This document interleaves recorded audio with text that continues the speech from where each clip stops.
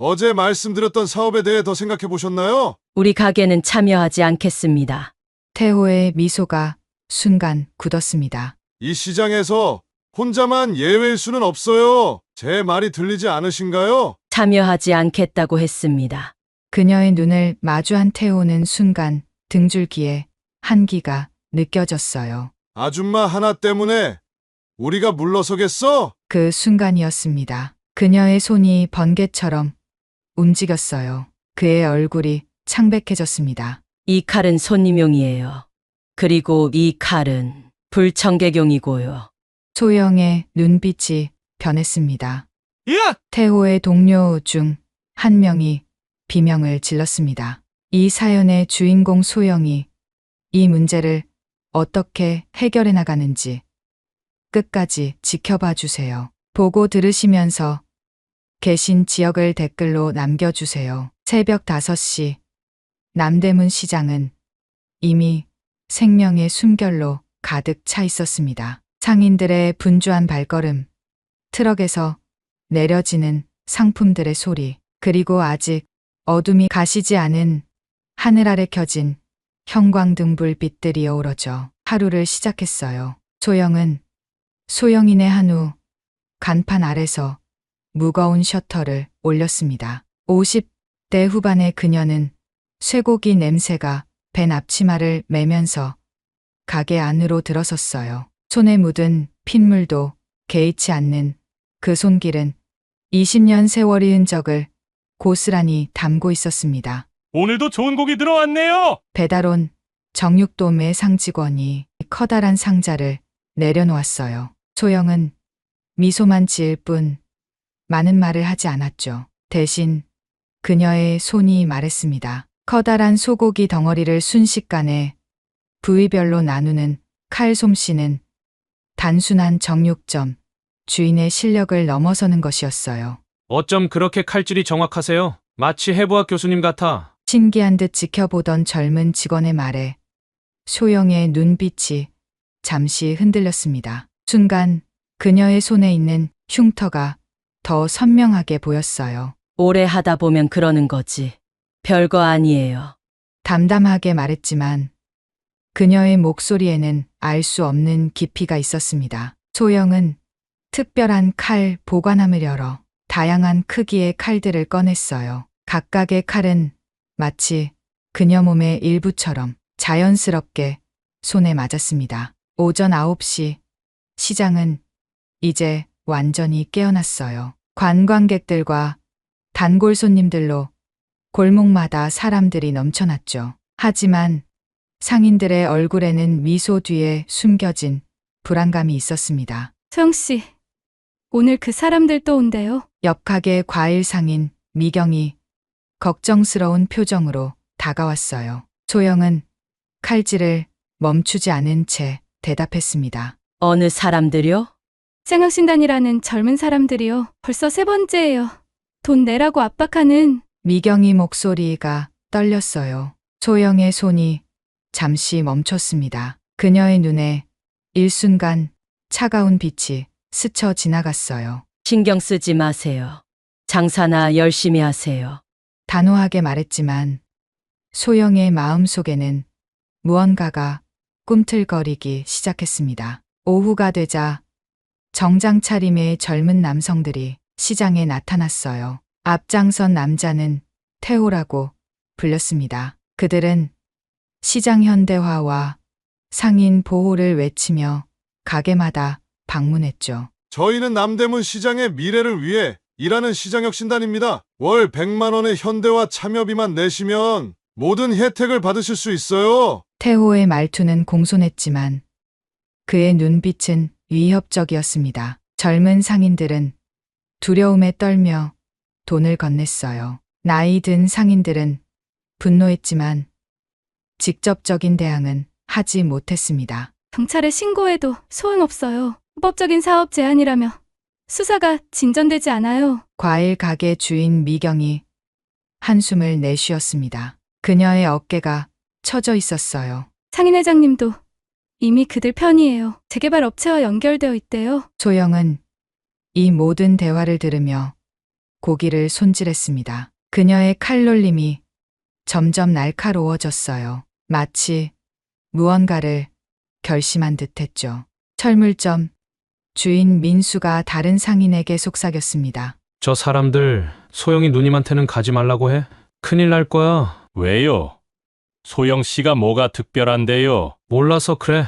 예전에 황해파에서 일할 때 민수는 말을 흐렸습니다. 그의 눈에는 두려움과 존경심이 함께 어려 있었어요. 도살장 소영이라고 불렸어. 더 이상은 말 못해. 시간이 흘러 해가 기울기 시작했습니다. 소영은 커다란 소갈비를 정교하게 손질하고 있었어요. 그녀의 손에 있는 흉터들이 오후 햇살에 반짝였습니다. 어느새 시장혁 신단이 그녀의 가게 앞에 도착했어요. 태호가 앞으로 나섰습니다. 안녕하세요. 사장, 저희는 시장혁 신단인데요. 소영은 고개도 들지 않고 칼질을 계속했습니다. 그녀의 손길은 더욱 정확해졌어요. 필요 없어요. 단 두 마디. 그녀의 목소리에서는 빙산의 차가움이 느껴졌습니다. 모든 상인이 참여하고 있습니다. 혼자만 예외일 수는 없어요. 태호의 목소리가 약간 올라갔어요. 소영은 그제야 고개를 들었습니다. 그녀의 눈빛에 태호가 한 걸음 물러섰어요. 다시 한번 말해볼까요? 제 가게에서 나가주세요. 소영의 손에 들린 칼이 햇빛에 번쩍였습니다. 주변이 갑자기 조용해졌어요. 시장의 소음 속에서도 이상하게 그들만의 공간이 생긴 것 같았습니다. 태호는 당황했지만 체면을 유지하려 했어요. 그의 등 뒤로 동료들이 불안한 눈빛을 교환했습니다. 내일 다시 오겠습니다. 좀 더 생각해 보세요. 태호가 뒤돌아가려는 순간 소영의 칼이 도마를 강하게 내리쳤어요. 그 소리에 태호의 어깨가 움찔했습니다. 내일도 모레도 영원히 오지 마세요. 소영의 말에는 결연함이 담겨 있었습니다. 그녀의 눈에서는 과거의 어둠이 서서히 깨어나고 있었어요. 태호와 일행이 떠난 후 소영은 특별한 칼 보관함을 열어 오래된 칼 하나를 꺼냈습니다. 20년 동안 열지 않았던 그 칼집에는 도살장 소영이라는 글자가 희미하게 새겨져 있었어요. 남대문 시장의 햇살은 서서히 사라지고 그림자가 길어졌습니다. 소영의 마음속에서도 오랫동안 숨겨두었던 그림자가 깨어나기 시작했어요. 다음 날 오후 시장은 평소보다 더 조용했습니다. 상인들의 웃음소리가 줄고 손님들을 부르는 목소리도 힘이 빠진 듯했어요. 소영은 그 이유를 알고 있었습니다. 시장혁 신단이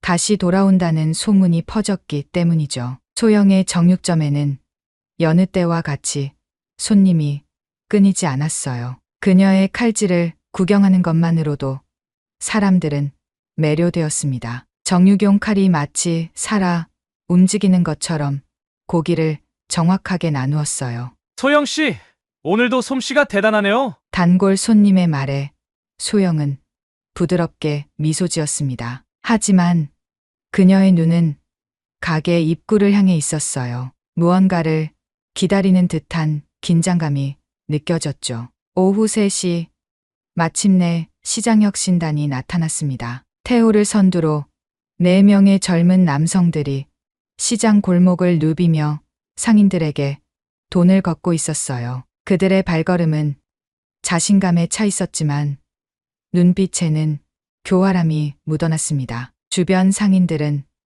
눈길을 피했어요. 그들의 어깨는 무거워 보였습니다. 가게들을 하나씩 돌고 난 후 마침내 태호 일행은 소영의 정육점 앞에 도착했어요. 소영은 커다란 소갈비를 손질하고 있었습니다. 그녀의 손놀림은 평소보다 더 정확하고 날카로웠어요. 안녕하세요. 어제 말씀드렸던 현대화 사업에 대해 더 생각해 보셨나요? 태호의 목소리는 공손했지만 그의 입술 끝에는 교만함이 묻어났습니다. 소영은 고개도 들지 않은 채 칼질을 계속했어요. 이 가게는 참여하지 않겠습니다. 소영의 목소리는 차분했지만 그 안에는 단단한 결의가 담겨 있었어요. 태호의 미소가 순간 굳었습니다. 그의 눈썹이 살짝 올라갔어요. 모든 상인이 참여하고 있습니다. 이 시장에서 혼자만 예외일 수는 없어요. 태호의 말투가 조금씩 거칠어졌습니다. 그의 동료들은 가게 안으로 한 발짝 들어왔어요. 소영의 심장이 빠르게 뛰기 시작했습니다. 오랫동안 억눌러왔던 감정이 서서히 올라오는 것을 느꼈어요. 제 말이 들리지 않으신가요? 참여하지 않겠다고 했습니다. 소영이 칼을 잠시 내려놓았습니다. 그녀의 눈을 마주한 태호는 순간 등줄기에 한기가 느껴졌어요. 하지만 그는 동료들 앞에서 물러설 수 없었습니다. 아줌마 하나 때문에 우리가 물러서겠어? 태호가 동료들에게 속삭였어요. 그의 말에 용기를 얻은 듯 한 남자가 소영의 작업대 위에 놓인 고기를 손으로 가리켰습니다. 이런 식으로 고기를 판매하는 건 위생법에 위반될 수도 있어요. 현대화가 필요하다는 증거죠. 그 순간이었습니다. 소영의 내면에서 무언가가 확 풀리는 느낌이 들었어요. 20년 동안 묻어두었던 그 감각이 되살아났습니다. 그녀의 손이 번개처럼 움직였어요. 거대한 소 다리살이 순식간에 완벽하게 분해되었습니다. 뼈와 살이 정확히 분리되고 힘줄이 깔끔하게 끊어졌어요. 단 몇 초 만에 이루어진 작업의 태호 일행은 입을 다물지 못했습니다. 이게 어떻게... 태호의 목소리가 떨렸어요. 소영의 손목 움직임만으로 그가 만지려던 고기가 정교하게 분해된 것을 보고 그의 얼굴이 창백해졌습니다. 이 칼은 손님용이에요. 소영이 작업대 아래에서 더 큰 해체용 칼을 꺼내 들었습니다. 그 칼날에 햇빛이 반사되어 번쩍였어요. 그리고 이 칼은 불청객용이고요. 소영의 눈빛이 변했습니다. 그 순간만큼은 정육점 아주머니가 아닌 다른 사람이 된 것 같았어요. 태호의 다리가 저절로 뒤로 물러났습니다. 우리는 법적인 테두리 안에서 일하는 사람들이에요. 협박하면 경찰에 신고할 겁니다. 태호가 말했지만 그의 목소리에는 이미 패배감이 묻어났어요. 소영은 미소를 지었습니다. 그 미소가 더 무서웠습니다. 2번 말 안 합니다. 나가세요. 그녀의 말에는 어떤 타협의 여지도 없었어요. 태호가 끝까지 체면을 유지하려 했지만 소영이 갑자기 칼을 들어 나무 도마를 내리쳤습니다. 단번에 단단한 도마가 2 조각으로 쪼개졌어요. 으악! 태호의 동료 중 한 명이 비명을 질렀습니다. 주변에서 구경하던 사람들이 하나둘 모여들기 시작했어요. 소영의 정육점 앞이 순식간에 사람들로 가득 찼습니다. 멀리서 이 상황을 지켜보던 민수가 다른 상인들에게 신호를 보냈어요. 그들의 얼굴에는 복잡한 감정이 스쳐 지나갔습니다. 소영이 누님한테 손대면 큰일 난다니까. 민수가 작은 목소리로 말했어요. 그의 손에는 철물점에서 가져온 커다란 망치가 들려 있었습니다. 옆에 선 최대진은 약재상이었지만 그의 눈빛은 약초를 다루는 사람의 것이 아니었어요. 황해파의 도살장 소영이 20년 만에 칼을 드는구나. 대진의 말에 주변 상인들이 놀란 표정을 지었습니다. 그들은 각자의 가게에서 무언가를 준비하며 긴장했어요. 김태호 일당이 모르는 사이에 그들을 향한 포위망이 형성되기 시작했습니다. 소영의 정육점 안, 태호는 마지막 체면을 지키려 애썼어요. 오늘은 여기까지 하겠습니다. 하지만 이 일이 여기서 끝나지는 않을 겁니다. 태호가 말했습니다. 소영은 아무 말도 하지 않았어요. 대신 그녀는 천천히 칼을 닦기 시작했습니다. 그 모습이 너무도 차분하고 섬뜩해 보였죠. 태호와 그의 일행이 가게를 나서는 순간 소영의 눈에서 한 방울의 눈물이 흘러내렸습니다. 그것은 분노의 눈물이 아니었어요. 20년 동안 묻어두었던 자신의 과거, 그리고 그 과거가 다시 깨어나는 것에 대한 두려움과 결의가 섞인 복잡한 감정의 눈물이었습니다. 이제 시작이네요. 소영이 작은 목소리로 중얼거렸어요. 그녀의 손에 쥐어진 칼이 마지막 햇빛에 반짝였습니다. 남대문 시장의 골목에는 이제 새로운 바람이 불기 시작했어요. 태호와 그의 일행이 소영의 정육점을 나서는 순간 시장 골목 여기저기서 움직임이 시작되었습니다. 마치 오래된 기계가 다시 작동하기 시작한 것처럼 숨어있던 톱니바퀴들이 하나둘 제자리를 찾아갔어요. 철물점 민수가 먼저 모습을 드러냈습니다. 그의 손에는 무거운 망치가 들려 있었어요. 그 뒤로 약재상 대진이 나타났죠. 대진의 주머니에는 이상한 가루가 담긴 봉지가 불룩했습니다. 기다리세요. 젊은이들. 민수의 목소리는 부드러웠지만 그 안에는 단단한 철의 냄새가 배어 있었어요. 태호 일행은 멈춰 섰습니다. 그들의 얼굴에 당혹감이 번졌어요. 무슨 일이시죠? 저희는 바쁜 일이 있어서. 태호가 말하려 했지만 이번에는 건어물상 성호가 그들 앞을 막아섰습니다. 그의 손에는 커다란 생선 손질용 칼이 들려 있었어요. 한복점 용식도 합류했습니다. 가위와 바늘이 그의 손에서 은은하게 빛났어요. 우리 소영이 누님한테 뭐 하나? 민수의 질문에 태호의 등에서 식은땀이 흘렀습니다. 그의 다리가 미세하게 떨리기 시작했어요. 그냥 사업 제안만 했을 뿐입니다. 태호의 목소리가 갈라졌어요. 이미 그들은 눈앞의 중년 남성들이 단순한 상인이 아니라는 것을 직감했습니다. 그들의 눈빛, 자세, 도구를 다루는 방식이 평범하지 않았어요. 우리 좀 더 편한 곳에서 이야기 나눕시다. 대진이 태호의 어깨에 손을 얹었습니다. 그 손길은 부드러웠지만 태호는 몸 안에서 무언가가 얼어붙는 것을 느꼈어요. 저항할 수 없는 압박감이 그를 짓눌렀습니다. 중년 남성들은 태호 일행을 시장 입구로 안내했습니다. 그들은 여전히 상인복을 입고 있었지만 걸음걸이에서는 예사롭지 않은 기색이 느껴졌어요. 주변 상인들이 길을 비켜주며 묘한 존경심을 표했습니다.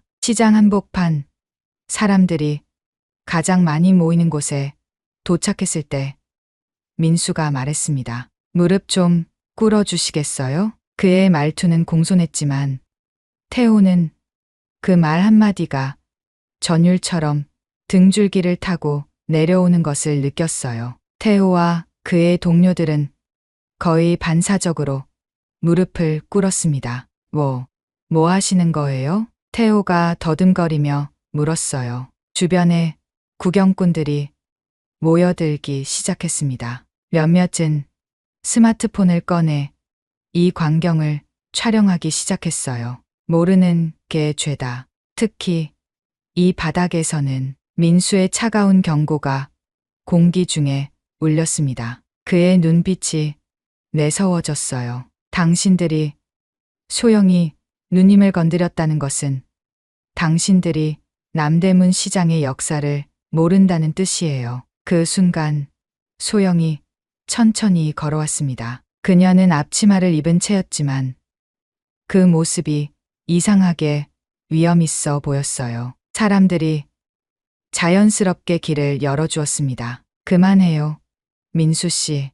소영의 말에 민수는 고개를 숙였습니다. 소영은 태호 앞에 서서 그를 내려다보았어요. 그녀의 눈에는 분노보다는 연민이 어려 있었습니다. 이렇게까지 할 필요는 없었는데 소영의 말에 태호는 고개를 들지 못했습니다. 그의 몸이 작게 떨렸어요. 구경꾼들 사이에서 누군가 소곤거렸습니다. 저분이 바로 도살장 소영이라는 분이래. 20년 전 항해파에서 정확한 해체로 유명했다던데 어느 날 갑자기 조직을 떠나 정육점을 차렸다는 소문들이 시장을 타고 퍼져나갔습니다. 점점 더 많은 사람들이 스마트폰으로 이 장면을 촬영하기 시작했어요. 누님 손에서 살아남은 사람이 몇이나 되겠어.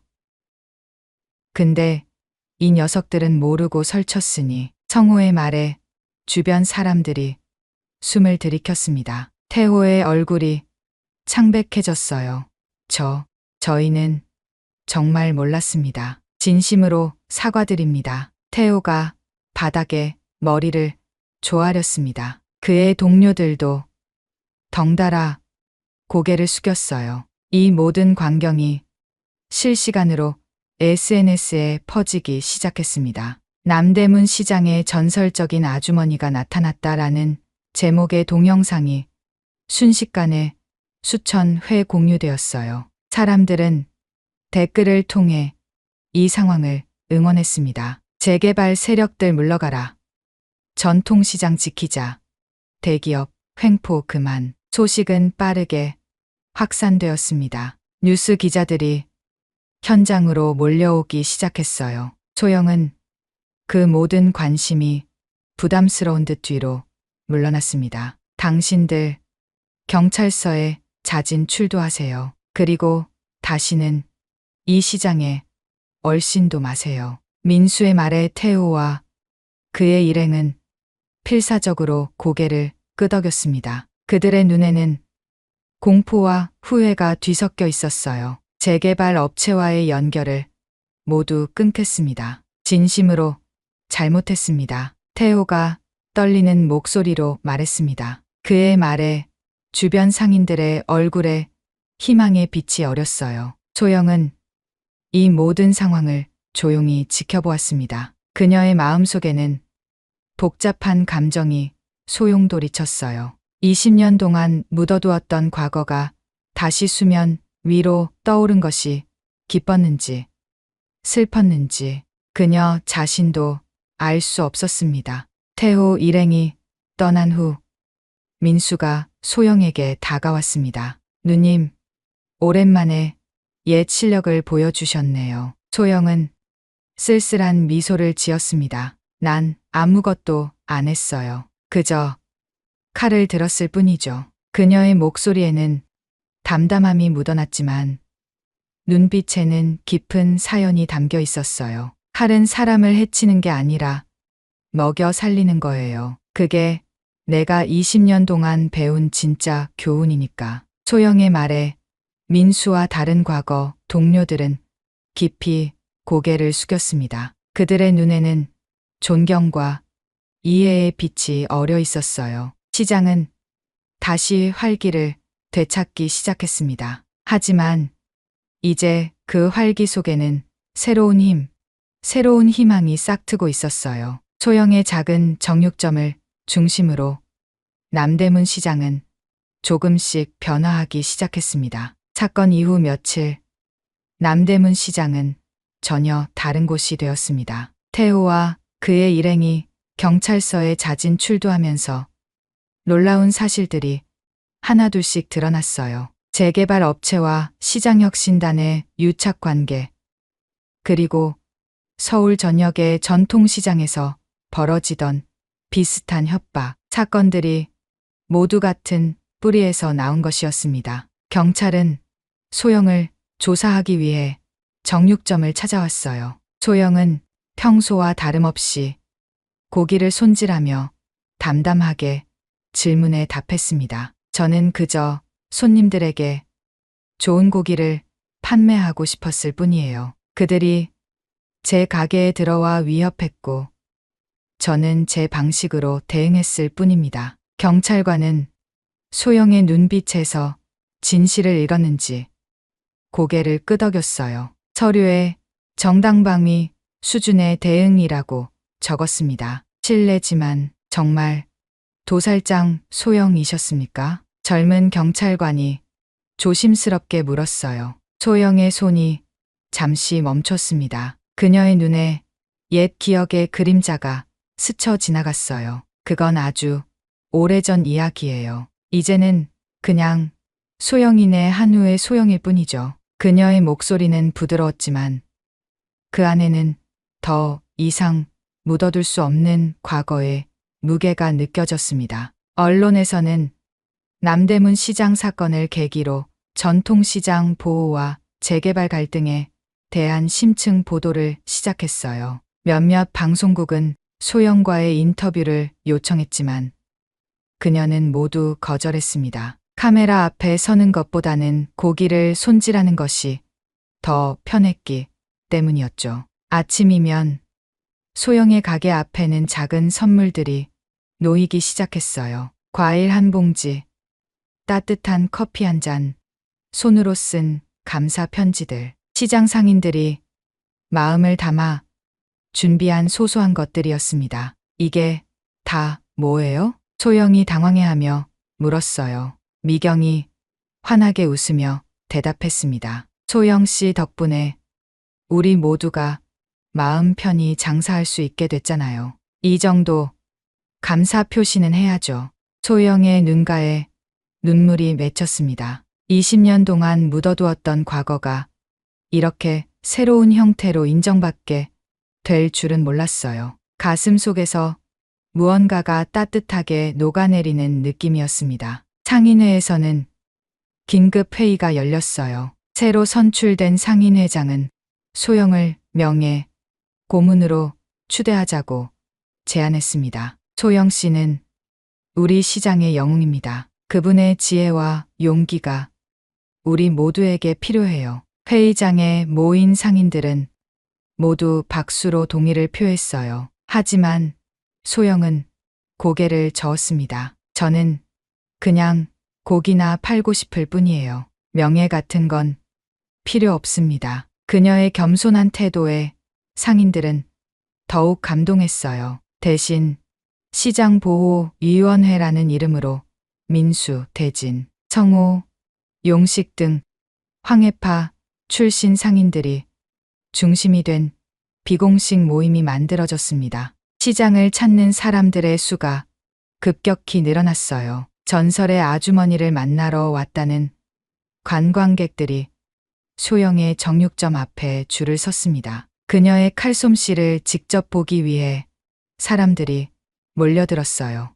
저 사진 한 장만 찍어도 될까요? 소영은 이런 관심이 부담스러웠지만 손님들의 요청을 정중히 받아들였습니다. 그녀는 평소처럼 고기를 손질하며 가끔 미소를 지어주었어요. 하지만 그녀의 마음 깊은 곳에서는 이 모든 관심이 빨리 사그라들기를 바랐습니다. 이렇게 갑자기 유명해지니 어때요? 민수가 장난스럽게 물었어요. 소영은 한숨을 쉬었습니다. 정말 피곤해요. 그냥 고기나 팔고 싶을 뿐인데. 그녀의 솔직한 대답에 민수는 크게 웃었습니다. 그 웃음소리에 소영도 따라 웃었어요. 오랜만에 느끼는 가벼운 웃음이었습니다. 재개발 업체는 완전히 물러났습니다. 사회적 여론 악화와 불법 행위가 노출되면서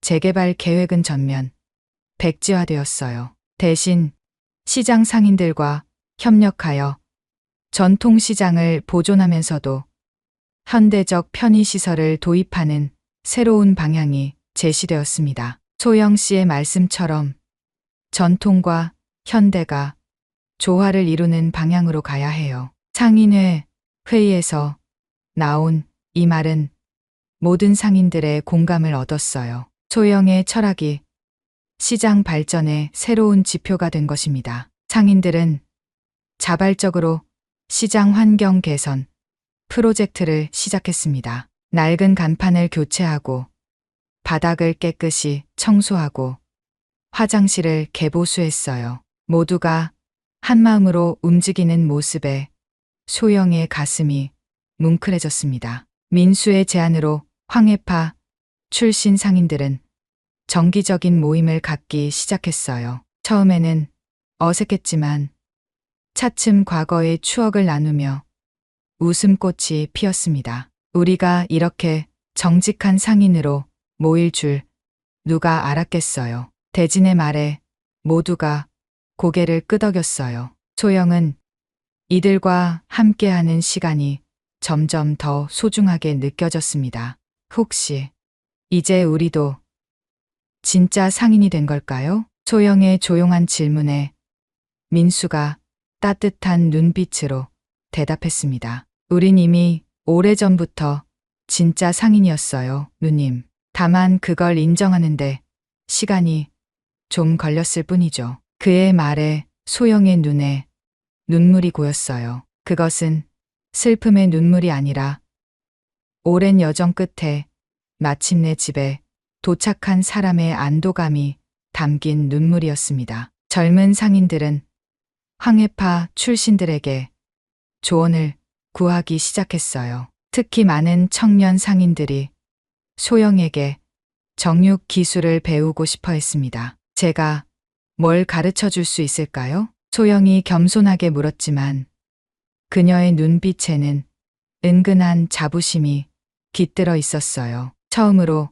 그녀는 자신의 과거와 현재가 조화롭게 공존할 수 있다는 것을 느꼈습니다. 남대문 시장은 점점 더 활기를 찾아갔어요. 이제 그곳은 단순한 물건 사고 파는 곳이 아니라 사람들의 이야기와 정이 오가는 살아있는 공간이 되었습니다. 그리고 그 중심에는 평범한 정육점 아주머니, 아니 도살장 소영이라 불렸던 전설적인 여인이 있었어요. 남대문 시장에 가을이 찾아왔습니다. 단풍이 물들기 시작한 나무들 사이로 차가운 바람이 불었어요. 소영은 여느 때와 같이 새벽부터 가게 문을 열었습니다. 하지만 오늘은 어쩐지 공기가 달랐어요. 가슴 한구석이 간질거리는 느낌, 무언가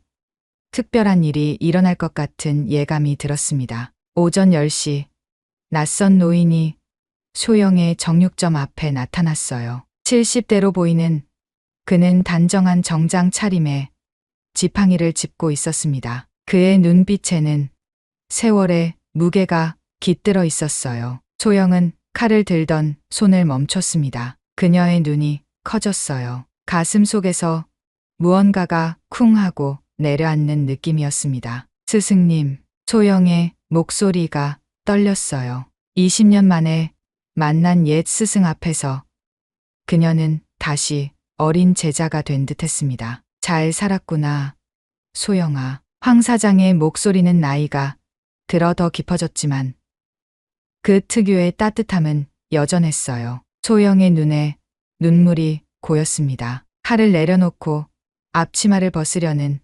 그녀에게 황 사장이 손을 저었어요. 그대로 있어라. 내가 일하는 모습을 보고 싶어서 왔으니까. 황 사장은 조용히 가게 한쪽에 앉아 소영의 칼질을 지켜보았습니다. 그의 눈에는 제자를 향한 자부심이 어려 있었어요. 스승님, 어떻게 저를 찾으셨어요? 소영이 물었습니다. 황 사장은 미소 지었어요.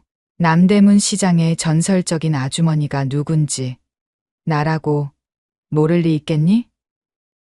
내 칼솜씨는 내가 눈을 감아도 알아볼 수 있어. 그의 말에 소영의 마음이 따뜻해졌습니다. 20년 동안 숨겨왔던 과거가 이제는 부끄러운 것이 아닌 자랑스러운 것으로 느껴졌어요. 기억하니? 내가 늘 뭐라고 했었지? 황 사장이 물었습니다. 소영은 잠시 생각에 잠겼어요. 그리고 조용히 대답했습니다. 칼은 생명을 살리는 도구라고 하셨죠. 그래, 그 말이야. 그리고 넌 그 말을 진짜로 실천했구나. 황 사장의 눈에 감동의 빛이 어렸습니다. 소영은 가슴이 벅차올랐어요. 스승의 인정. 그것은 그녀가 20년 동안 은연중에 기다려왔던 것이었습니다. 그날 오후 민수가 다른 황해파 출신 상인들을 이끌고 소영의 가게를 찾아왔어요. 그들의 표정은 비밀스러웠습니다. 누님, 잠시 시간 좀 내주시겠어요? 보여드릴 것이 있어요. 민수의 말에 소영은 의아했지만 그들을 따라 나섰어요. 황 사장도 함께 했습니다. 그들은 소영을 시장 입구로 안내했어요. 시장 입구에는 커다란 천이 덮인 무언가가 있었습니다. 주변에는 많은 상인들이 모여 있었어요. 모두의 얼굴에 기대감이 어려 있었습니다. 이게 뭐예요?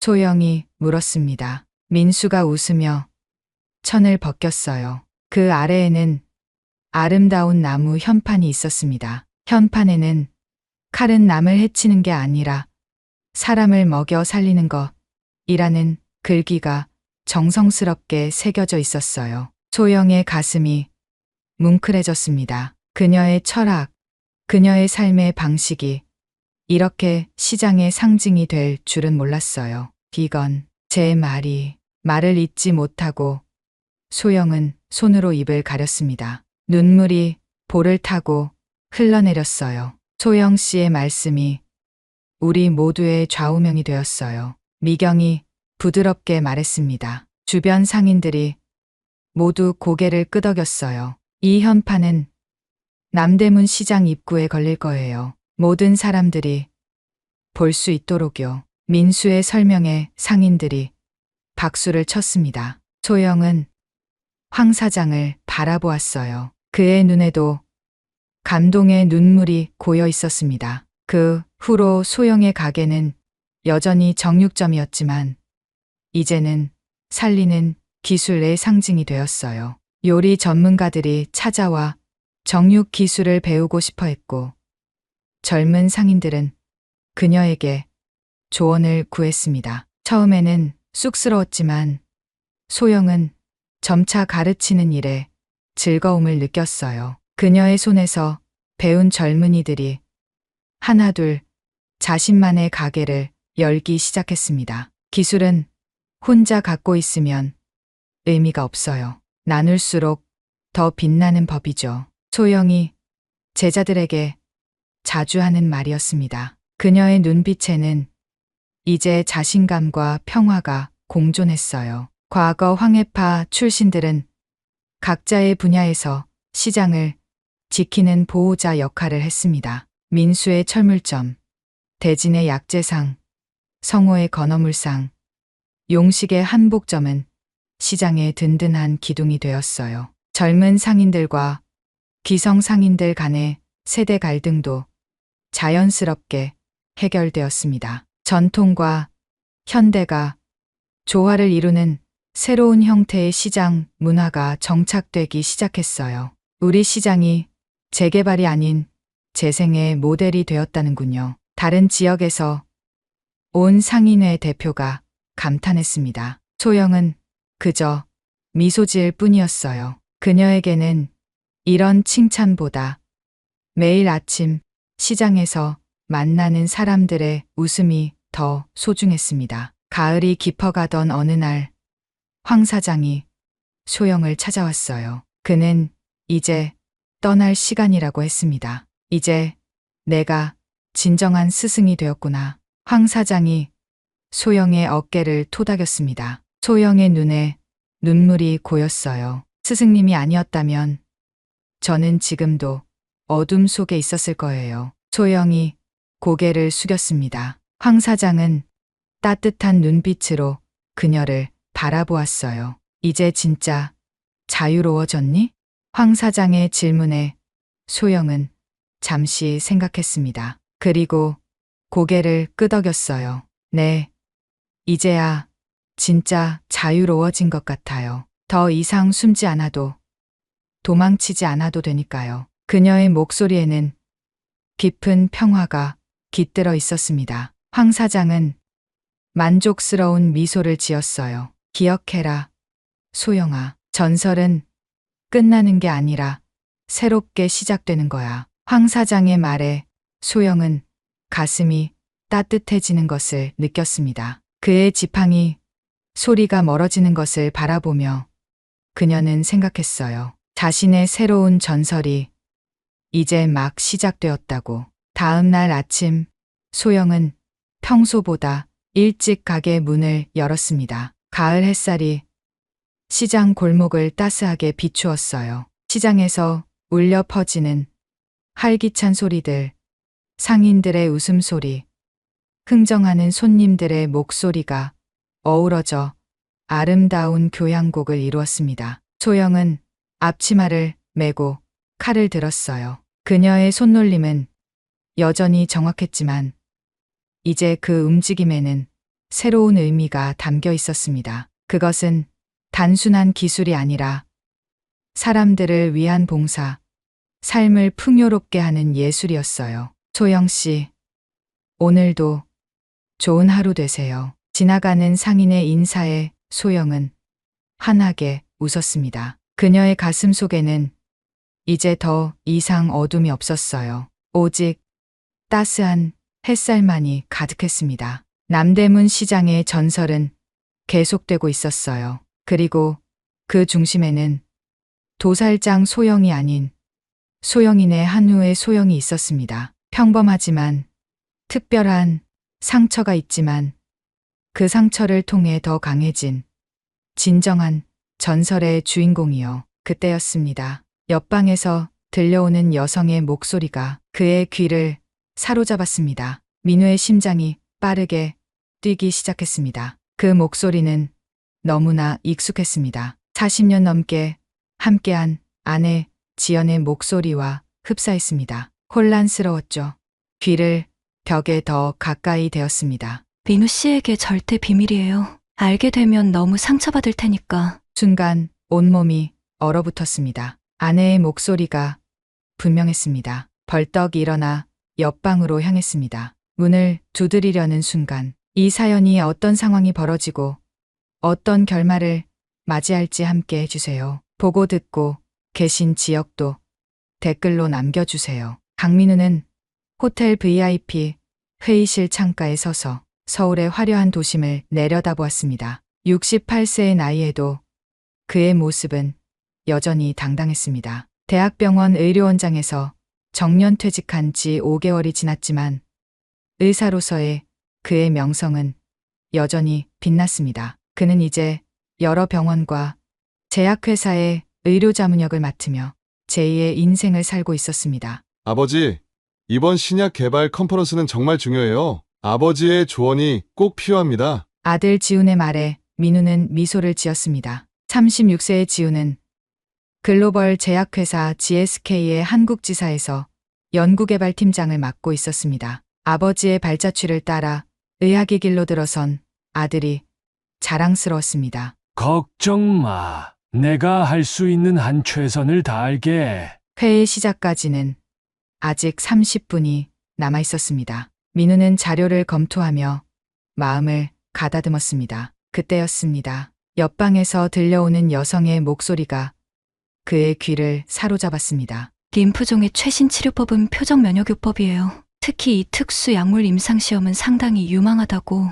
민우의 심장이 빠르게 뛰기 시작했습니다. 그 목소리는 너무나 익숙했습니다. 30년 넘게 함께한 아내 지연의 목소리와 흡사했습니다. 하지만 아내는 오늘 친구와 만난다고 했을 텐데 혼란스러웠습니다. 그는 귀를 벽에 더 가까이 대었습니다. 이 치료법에 대해서는 민우 씨에게 절대 비밀이에요. 알게 되면 너무 상처받을 테니까요. 순간 민우의 온몸이 얼어붙었습니다. 아내의 목소리가 분명했습니다. 그리고 자신의 이름을 언급했습니다. 비밀?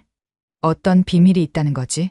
민우의 머릿속이 복잡하게 뒤엉켰습니다. 그는 벌떡 일어나 옆방으로 향했습니다. 문을 두드리려는 순간 뒤에서 익숙한 목소리가 들렸습니다. 민우, 오랜만이야. 건강해 보이는군. 민우는 깜짝 놀라 뒤를 돌아보았습니다. 오랜 친구인 윤호가 환한 미소를 지으며 그에게 다가오고 있었습니다. 윤호는 제약회사 연구소장으로 오늘 컨퍼런스의 주요 발표자였습니다. 윤호야. 반갑다. 민호의 목소리는 떨렸습니다. 그의 마음은 여전히 옆방에 가 있었습니다. 윤호는 그의 어깨를 두드리며 회의실로 이끌었습니다. 슬슬 시작할 시간인데 무슨 생각을 그렇게 하고 있었어? 민호는 억지로 미소를 지었습니다. 아냐, 그냥 발표 내용을 정리하고 있었어. 컨퍼런스가 시작되었지만 민호의 귀는 계속해서 옆방의 소리에 집중했습니다. 발표자의 말은 한쪽 귀로 듣고 한쪽 귀로 흘려보내는 것 같았습니다. 심장이 계속해서 불규칙하게 뛰었습니다. 무언가 크게 잘못되고 있다는 직감이 들었습니다. 강 원장님, 어떻게 생각하십니까? 갑작스런 질문에 민우는 현실로 돌아왔습니다. 모든 참석자의 시선이 그에게 쏠려 있었습니다. 죄송합니다. 다시 한번 질문해 주시겠어요? 2시간의 긴 회의가 끝나고 민우는 서둘러 자리에서 일어났습니다. 옆방으로 가는 발걸음이 무거웠습니다. 무슨 일이 벌어지고 있는지 알아야 했습니다. 옆방 문 앞에 서자 손이 떨렸습니다. 문을 두드리려던 그 순간 문이 열렸습니다. 지연의 오랜 친구 소영이 나왔고 그 뒤로 지연을 닮은 낯선 여성이 따라 나왔습니다. 민우의 눈이 커졌습니다. 그 여성은 지연과 너무 닮아 있었습니다. 마치 쌍둥이처럼 보였습니다. 하지만 약간 더 젊어 보였고 눈매가 조금 달랐습니다. 강 원장님, 여기서 뵐 줄은 몰랐네요. 소영이 당황한 표정으로 말했습니다. 그 순간 복도 끝에서 지연과 지훈이 걸어오고 있었습니다. 민우의 시선이 아내에게 고정되었습니다. 지연은 낯선 여성을 보자마자 창백해졌습니다. 그녀의 손에 들고 있던 가방이 떨어졌고 복도에 쿵 소리가 울렸습니다. 하은아, 지연의 목소리는 떨리고 있었습니다. 그녀의 눈에는 놀라움과 공포, 그리고 무언가 더 깊은 감정이 서려 있었습니다. 민우는 그 자리에 얼어붙었습니다. 세 여성 사이에 흐르는 긴장감이 복도 전체를 채웠습니다. 지훈도 어리둥절한 표정이었습니다. 어머니, 이분은? 지연은 대답하지 못했습니다. 그녀의 눈에서 눈물이 흘러내리기 시작했습니다. 하은이라 불린 여성도 비슷한 표정이었습니다. 민우의 가슴 속에서 무언가가 툭 하고 끊어지는 느낌이 들었습니다. 40년 결혼 생활 동안 알지 못했던 비밀이 그 앞에 서 있었습니다. 그리고 그 비밀은 이제 막 드러나려 하고 있었습니다. 집으로 돌아오는 차 안은 무거운 침묵으로 가득했습니다. 민우는 운전대를 꽉 쥐고 있었고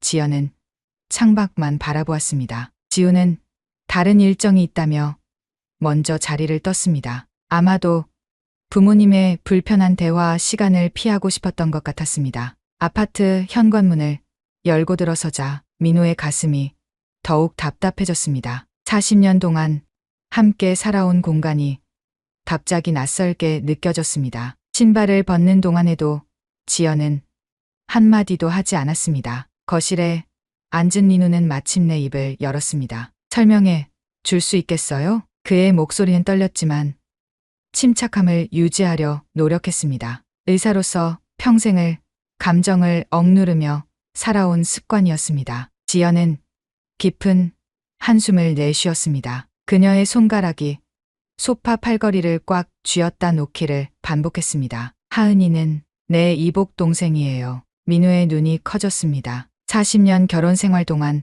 한 번도 들어본 적 없는 이야기였습니다. 아버지가 재혼하셨을 때 생긴 동생이에요. 제가 대학교 1학년 때였죠. 지연의 목소리가 작아졌습니다. 어머니는 이 사실을 인정하지 못하셨어요. 우리 집에서는 하은이의 존재는 언급하지 않는 비밀이 되었죠. 민우의 가슴 속에서 복잡한 감정이 일었습니다. 놀라움, 혼란, 그리고 배신감까지. 결혼 초기부터 아내가 숨겨온 비밀이라니. 왜 나에게 말하지 않았어요? 40년 동안 지연의 눈가에 눈물이 맺혔습니다. 결혼 초기에 말하려고 했어요. 정말로요. 하지만 당신 집안은 3대째 내려온 명문 의사 가문이었고 체면과 명예를 무엇보다 중요시했잖아요. 당신 부모님은 내가 완벽한 배경을 가진 며느리이길 바라셨고 민우는 고개를 저었습니다. 예전에 자신이 얼마나 가문의 체면을 중요시했는지 기억했습니다. 아내의 마음을 이해할 수 있었지만 그렇다고 해도 40년이란 세월이 너무 길었습니다. 하은 씨는 언제부터 미국에 살았던 거예요? 20년 전에 미국으로 이민 갔어요. 그녀의 남편 김동혁 씨와 함께요. 하지만 최근에 아버지가 돌아가시면서 유산 문제가 생겼어요. 강남에 있는 의료시설 부지 소유권 때문에 한국에 돌아왔죠. 민우의 눈썹이 꿈틀거렸습니다. 그의 머릿속에 의문이 가득했습니다. 그런데 왜 호텔 컨퍼런스 옆방에서 만난 거예요? 그리고 왜 민우 씨에게는 비밀이라고 했죠? 지연의 얼굴이 창백해졌습니다. 그녀의 손이 떨렸습니다. 하은이가 악성 림프종으로 투병 중이에요. 최근 미국에서의 치료가 효과가 없어서 한국의 최신 치료법에 대해 상담하러 왔어요. 소영이 의료 컨설턴트이기 때문에 도움을 주고 있었죠. 그래도 내게 말했어야 했어요. 내가 의사잖아요. 당신이 상처받을까 봐 걱정했어요. 내가 평생 숨겨온 동생의 존재를 이런 상황에서 알게 되면 민우는 갑자기 너무 지친 느낌이 들었습니다. 평생을 의지했던 아내가 자신에게 이렇게 큰 비밀을 숨겨왔다는 사실이 그를 무너뜨렸습니다. 그날 밤 민우는 잠을 이루지 못했습니다. 머릿속에는 계속해서 의문이 맴돌았습니다. 지연의 이야기에는 뭔가 빠진 게 있다는 느낌이 들었습니다. 뭔가 더 큰 비밀이 숨겨져 있을지도 모른다는 생각에 그의 가슴이 답답했습니다. 다음 날 아침 민우는 윤호에게 전화를 걸었습니다. 오늘 시간 좀 낼 수 있나? 커피라도 한잔하자. 윤호는 잠시 망설이는 듯했지만 곧 동의했습니다. 두 사람은 대학병원 근처 조용한 카페에서 만났습니다. 윤호의 표정은 어제보다 더 긴장되어 보였습니다. 하은 씨에 대해 물어봐도 될까?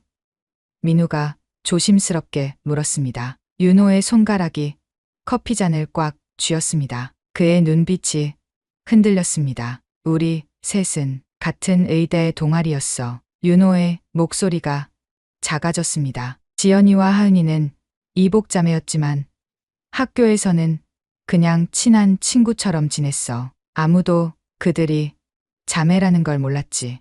민우의 가슴이 쿵 내려앉았습니다. 윤호와 지연, 그리고 하은, 그들 셋은 대학 시절부터 서로를 알고 있었습니다. 그런데 왜 지연은 그 사실을 숨겼을까요? 하은 씨에게는 아들이 있어. 윤호가 갑자기 말했습니다. 서진이라고.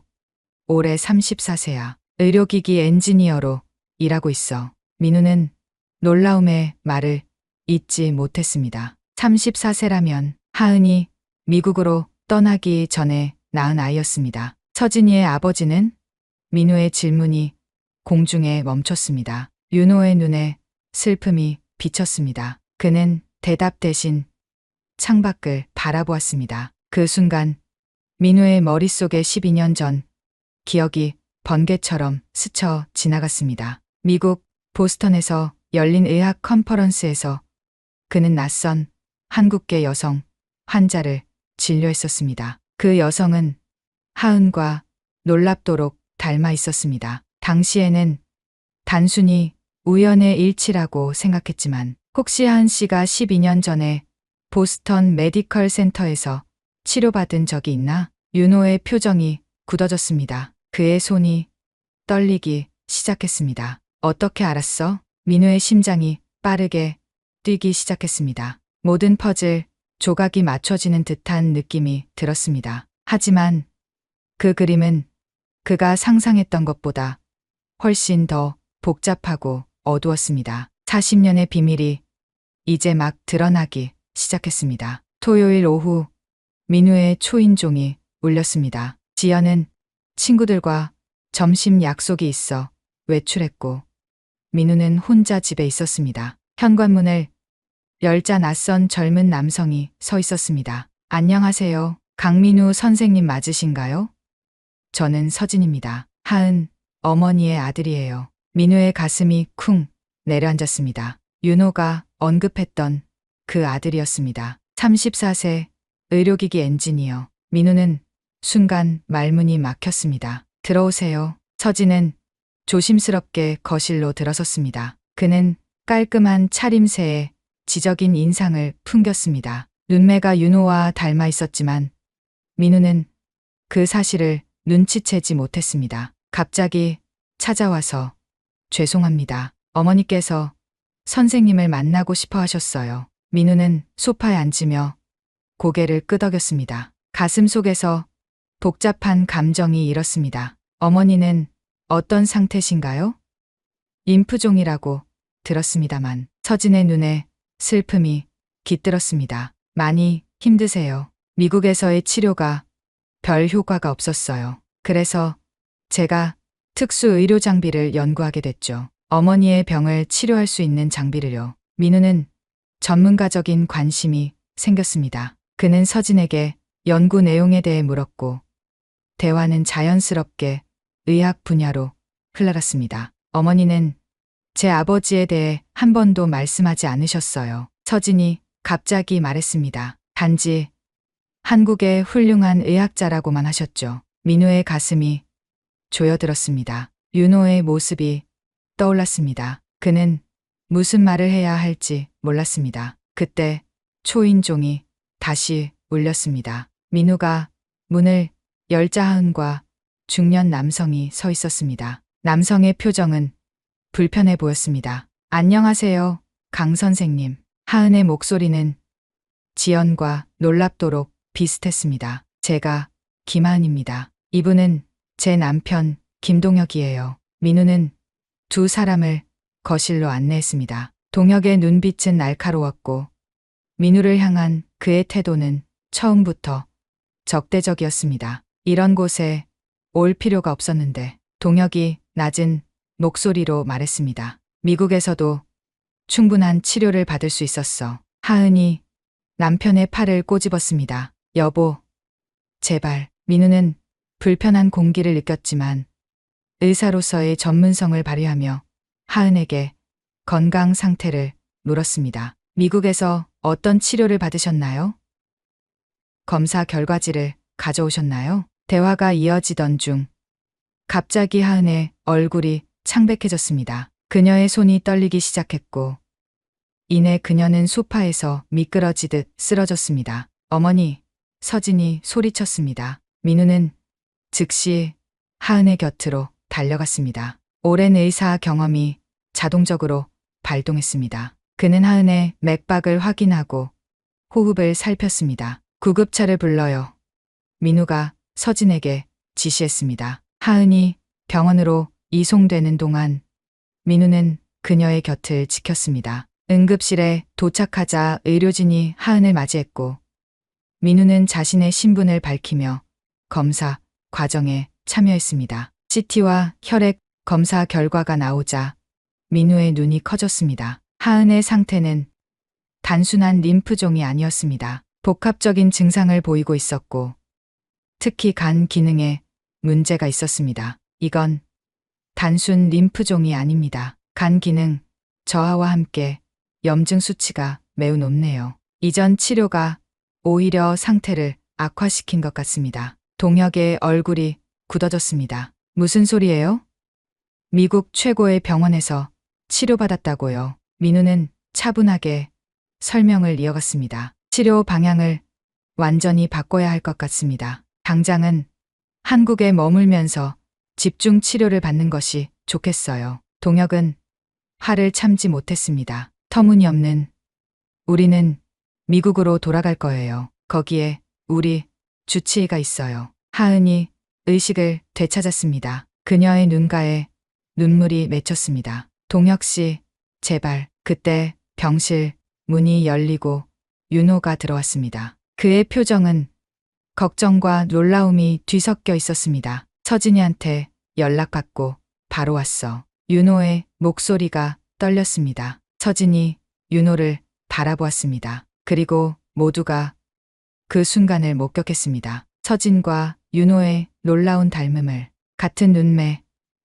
같은 입술 모양, 심지어 같은 손짓까지. 병실 안에 무거운 침묵이 흘렀습니다. 하은의 눈에서 굵은 눈물이 흘러내렸습니다. 그녀는 떨리는 손으로 윤호와 서진을 가리켰습니다. 서진아, 이분이 내 아버지야. 민우의 머릿속에서 천둥이 내리친 것 같았습니다. 윤호와 하은 사이에 아들이 있었다니.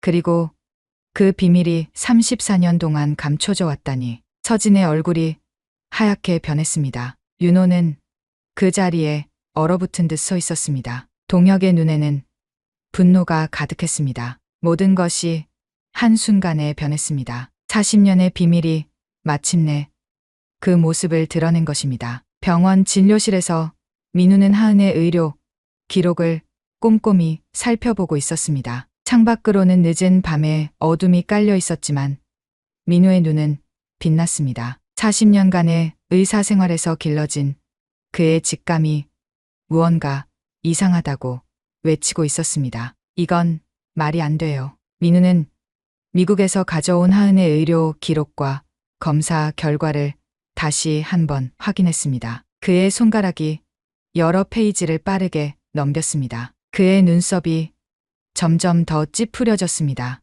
이건 명백한 오진이야. 하은의 상태는 단순 림프종으로 진단되어 왔지만 민우가 보기에는 그녀의 증상은 훨씬 더 복잡했습니다. 간 기능 이상, 비정상적인 혈액 수치, 그리고 면역 체계의 문제까지. 이 모든 것이 단순 림프종으로는 설명되지 않았습니다. 더 충격적인 발견은 치료 내역이었습니다. 동혁이 하은의 치료비를 최소화하고 있었다는 증거가 곳곳에 있었습니다. 저렴한 약물로 대체된 처방, 필수 검사의 생략, 그리고 최소한의 입원 일수. 민우의 가슴이 답답해졌습니다. 왜 동혁은 아내의 건강을 그렇게 소홀히 했을까요?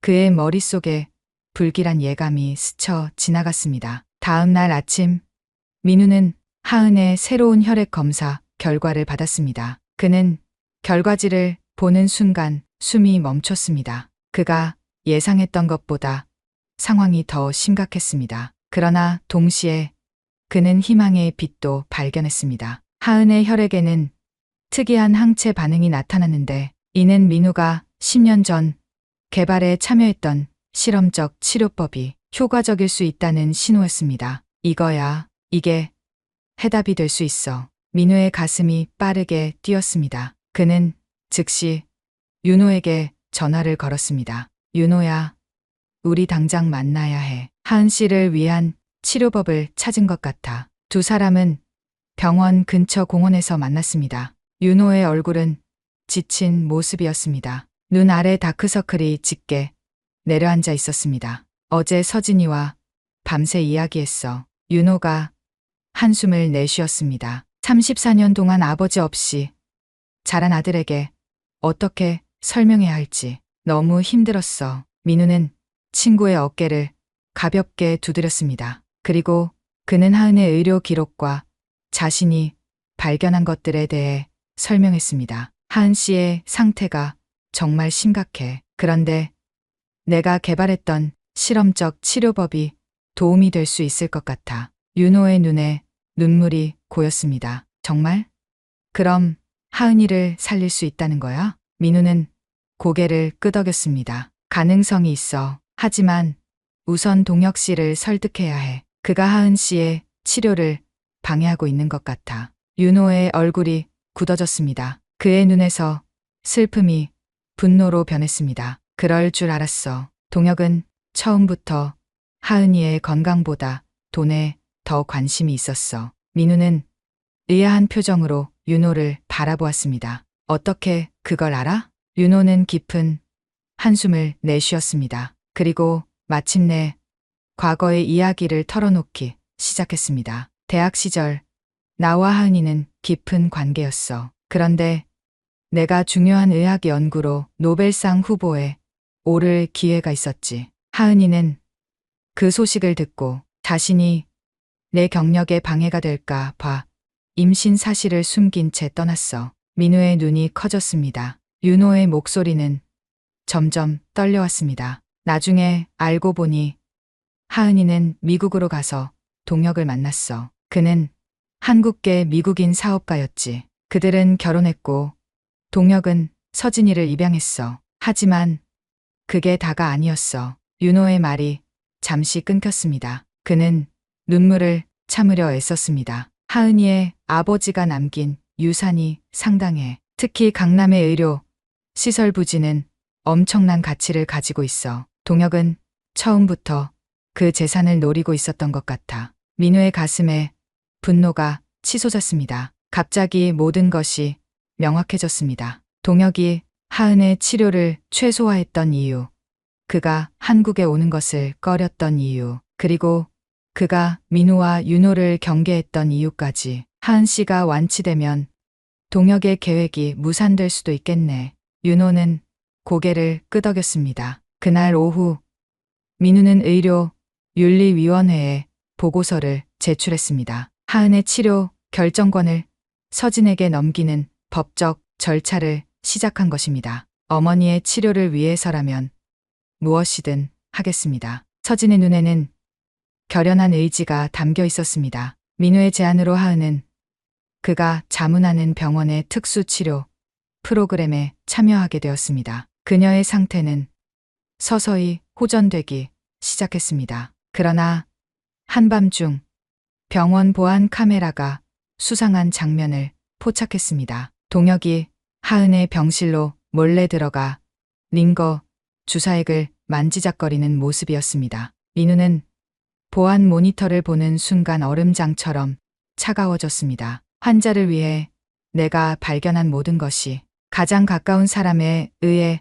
파괴될 수도 있다는 사실이 정말로 끔찍하군요. 그의 눈에 결연한 의지가 빛났습니다. 이제 그는 하은을 지키고 동혁의 계획을 막아야 했습니다. 의사로서의 그의 직감은 결코 그를 배신하지 않았으니까요. 봄볕이 따스하게 비치는 병실에서 하은은 창가에 서 있었습니다. 한 달 전만 해도 침대에서 일어나기조차 힘들었던 그녀가 이제는 혼자 걸을 수 있게 되었습니다. 민우의 특수치료 프로그램이 놀라운 효과를 보인 것입니다. 선생님, 정말 감사드려요. 제가 다시 이렇게 일어설 수 있을 거라고는 생각도 못했어요. 민우는 미소를 지으며 고개를 끄덕였습니다. 그의 눈에는 전문가로서의 자부심과 사람을 살렸다는 깊은 감동이 어려 있었습니다. 치료가 효과를 보이고 있어 다행입니다. 하지만 아직 완전히 회복되려면 시간이 더 필요해요. 병실 문이 열리고 서진이 들어왔습니다. 그의 얼굴에는 환한 미소가 가득했습니다. 어머니, 좋은 소식이에요. 동혁 아버, 아니, 동혁 씨의 불법 행위가 모두 밝혀졌어요. 서진은 여전히 윤호를 아버지라고 부르는데 익숙하지 않았지만 그는 이제 생물학적 아버지를 인정하기 시작했습니다. 경찰 조사 결과 동혁은 하은의 병세를 악화시키기 위해 그녀의 약을 조작해왔다는 증거가 발견되었습니다. 병원 보안 카메라는 그가 하은의 링거 주사에게 무언가를 주입하는 장면을 명확히 포착했습니다. 그의 목적은 분명했습니다. 하은이 사망하면 그녀의 모든 재산을 상속받을 수 있었기 때문이었습니다. 어쩌면 그런 끔찍한 일을. 하은의 눈에 눈물이 맺혔습니다. 민우는 지난 몇 주 동안 하은의 회복을 지켜보며 그녀의 강인함에 감탄했습니다. 그는 열심히 진료 차트를 작성하고 있었지만 그의 마음은 이 복잡한 가족사에 깊이 연결되어 있었습니다. 오후에 윤호가 병실을 찾아왔습니다. 그의 팔에는 화사한 꽃다발이 안겨 있었습니다. 윤호의 눈빛은 40년 전의 젊은 의대생처럼 반짝였습니다. 하은아, 이제 모든 걸 다 이야기할 때가 된 것 같아. 윤호는 하은과 서진에게 40년 동안의 진실을 모두 털어놓았습니다. 그가 하은의 임신 소식을 듣지 못했던 이유, 그가 수십 년 동안 그녀를 찾으려 했던 노력들, 그리고 그가 매일 밤 아들의 이름을 불렀던 외로운 시간들. 용서해 줄 수 있겠니? 윤호의 목소리가 떨렸습니다. 하은은 천천히 고개를 끄덕였습니다. 그녀의 눈가에는 오랜 그리움이 서려 있었습니다. 나도 당신에게 진실을 말했어야 했어요. 그때 내가 좀 더 용기를 냈더라면. 민우는 이 장면을 조용히 지켜보다가 병실을 나왔습니다. 그들에게 사적인 시간이 필요하다고 느꼈기 때문입니다. 복도에서 그는 지연과 마주쳤습니다. 모든 게 잘 풀리고 있네요. 지연이 미소 지었습니다. 민우는 아내의 손을 꼭 잡았습니다. 40년 결혼 생활 동안 쌓인 신뢰가 다시 한번 그들을 이어주고 있었습니다. 당신이 하은 씨의 존재를 숨긴 것, 이제 이해해요. 가족은 때로 복잡하고 어려운 선택을 해야 하니까요. 일주일 후 모두가 예상하지 못한 일이 벌어졌습니다. 윤호가 병원 정원에서 하은에게 프로포즈를 한 것입니다. 40년의 세월을 뛰어넘는 사랑의 고백이었습니다. 늦었지만 이제라도 함께 할 수 있을까? 하은의 눈에서는 기쁨의 눈물이 흘러내렸습니다. 그녀는 떨리는 손으로 윤호의 얼굴을 쓰다듬었습니다. 병원에서는 작지만 감동적인 결혼식이 열렸습니다. 지훈과 서진은 마치 오랜 형제처럼 가까워져 있었습니다. 두 사람은 서진이 개발 중인 의료기기를 지훈의 제약회사에서 상용화하는 계획을 세우고 있었습니다. 형님, 이 의료기기가 어머니 같은 환자들에게 희망이 될 거예요. 서진의 목소리에는 꿈과 열정이 담겨 있었습니다. 결혼식이 끝난 후 민우는 하은에게 다가갔습니다. 그의 마음속에는 오래된 의문이 남아 있었습니다. 하은 씨, 혹시 12년 전 보스턴 메디컬 센터에서 저를 만난 적이 있으신가요? 하은의 눈이 커졌습니다. 그녀는 천천히 고개를 끄덕였습니다. 기억하고 계셨군요. 네. 그때 선생님께서 저를 진료하셨어요. 당시 저는 초기 증상만 보였고 선생님이 더 정밀한 검사를 권하셨지만 동혁이 그것을 거부했어요. 민우의 가슴이 아팠습니다. 그때 좀 더 확실하게 진단했더라면 하은의 고통이 줄어들었을지도 모른다는 생각이 들었습니다. 정말 죄송합니다. 제가 더 적극적으로 진단했어야 했는데. 하은은 따뜻한 미소를 지으며 민우의 손을 잡았습니다. 아니에요. 선생님 덕분에 그때 제 상태가 더 악화되지 않았어요. 그리고 인연이란 참 신기한 것 같아요. 12년 전 그 만남이 오늘 우리를 여기로 이끌었으니까요. 한 달 후 민우의 은퇴 후 첫 의학 논문 발표회가 열렸습니다. 그 논문은 하은의 사례를 바탕으로 한 새로운 림프종 치료법에 관한 것이었습니다. 가족 모두가 참석했습니다. 발표가 끝난 후 민우는 창가에 서서 모인 사람들을 바라보았습니다. 지연과 하은은 자매처럼 나란히 앉아 있었고 윤호는 서진에게 무언가를 열심히 설명하고 있었습니다. 지우는 그의 옆에서 열심히 메모를 하고 있었습니다. 민우의 마음이 따뜻해졌습니다. 때로는 우연히 들린 목소리가 한 가족의 인생을 바꾸고 잃어버린 40년의 시간을 되찾게 할 수 있구나. 이제 그들은 새로운 시작을 맞이했습니다. 미국과 한국을 오가며 함께할 새로운 삶, 그리고 늦게 찾은 행복. 민우는 호텔 회의실에서 우연히 들었던 그 목소리가 결국 이 모든 것의 시작이었음을 생각하며 미소 지었습니다. 그는 깊은 감사함을 느꼈습니다. 의사로서의 전문성이 가족의 상처를 치유하는데 도움이 되었다는 사실에, 그리고 인생의 늦은 시기에 이런 값진 경험을 할 수 있었다는 것에 이제 모든 비밀은 밝혀졌고 40년의 시간을 뛰어넘어 가족은 하나가 되었습니다. 이 사연을 통해 어떠신가요? 이런 특별한 사연은 아닐지라도 우리 곁에는 가족들이 있습니다. 함께 살든 각자 다른 곳에서 살든 가족이 하나 되기 위해서는 그만큼의 과정이 필요합니다. 그 과정에서 오해도 있을 수 있고 많은 눈물과 시간이 필요할 수 있지만 가족이 하나 될 때 우리는 참된 행복을 경험할 것입니다. 이 사연의 끝까지 함께 해주셔서 감사합니다. 좋아요와 구독 부탁드리고 다음에도 좋은 사연으로 찾아뵙겠습니다. 감사합니다.